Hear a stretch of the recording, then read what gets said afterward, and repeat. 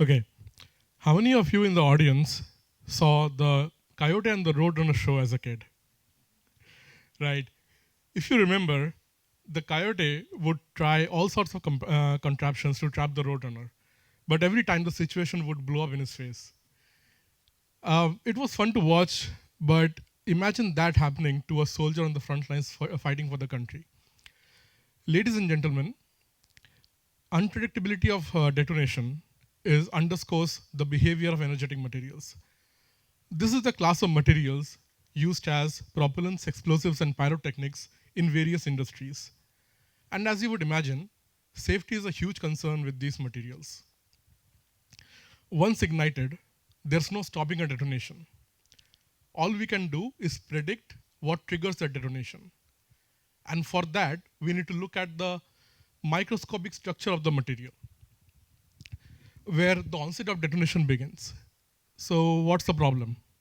Where, well, it is written in the title of my slide under the magnifier. Are you able to see it? It's too small, right? And that's the point. It's extremely challenging to visualize what happens in those tiny length scales during a detonation event. I like to think of detonation as a group of angry birds, from the game. So, tiny trigger happy birds juxtaposed in various combinations. For a certain arrangement and excitation, one bird blows up and it creates a chain reaction. That's detonation. Most of the current approach, however, is to just ignore the microstructural effect and test out in bulk open sites in our national labs. But that takes up a huge amount of money, yours, the taxpayers' money, not to mention the damage to the environment. So we ask the question, is there a better way to do this?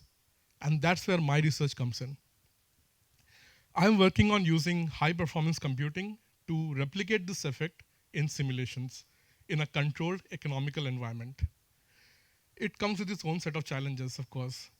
We are talking about mathematically representing a complex set of physical phenomena, solid melting into liquid and then to gas, chemical decomposition, very high temperatures and pressures. And that's the fun part for me as a scientist.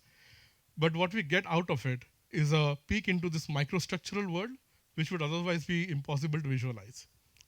In summary, through my research, we can link microstructure to its ignition threshold, impart safety guidelines to our workers and soldiers on the front lines, all the while reducing defense expenditure and saving the environment. That sounds like a good deal, right? Thank you.